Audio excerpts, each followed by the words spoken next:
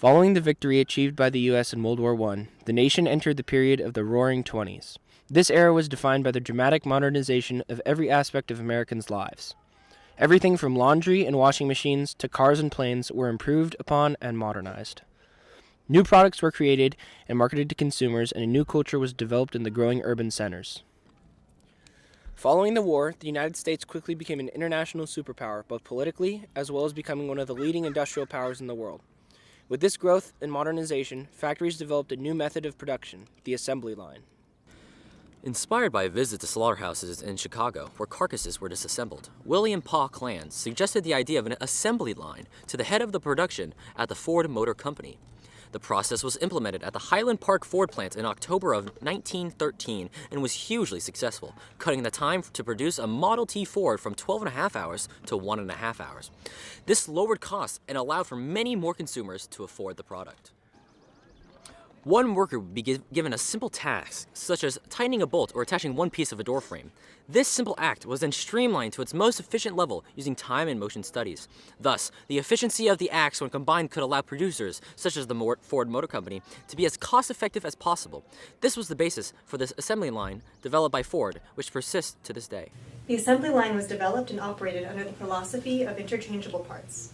If the parts used to make cars were standardized and distilled down to a simple process, they could be adapted for manufacturers to create complex machines and basic maneuvers. Henry Ford, in his 1922 autobiography, stated 5 main benefits of the development of the assembly line. 1, workers do not do any heavy lifting. 2, there was no stooping or bending over. 3, no special training was required. 4, there are jobs that almost anyone can do. And 5, it provided employment to immigrants. Along with these personally backed benefits, Ford's assembly line allowed the company to increase pay dramatically due to the efficiency at which the product was able to be produced and thus sold.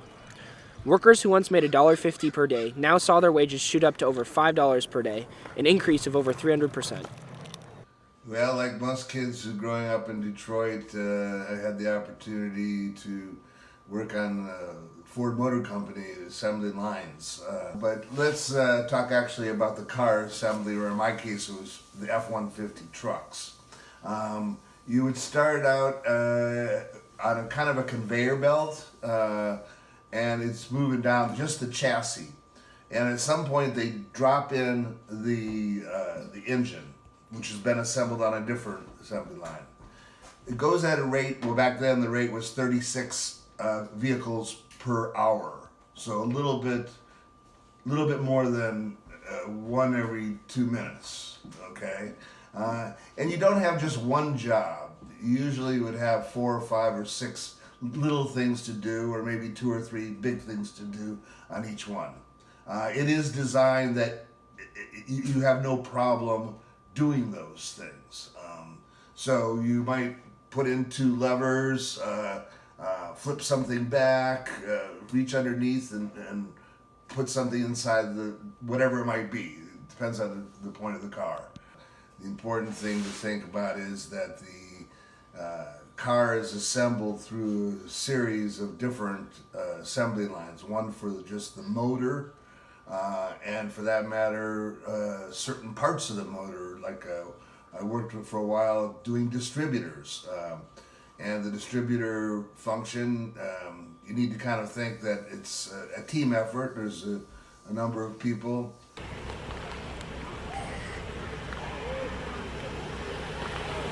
The innovations created by Ford in the early 20th century can still be seen today in vehicles manufactured and assembled in a similar manner. One example is this 2010 Ford Focus, which was produced at the Michigan Assembly Plant in Wayne, Michigan.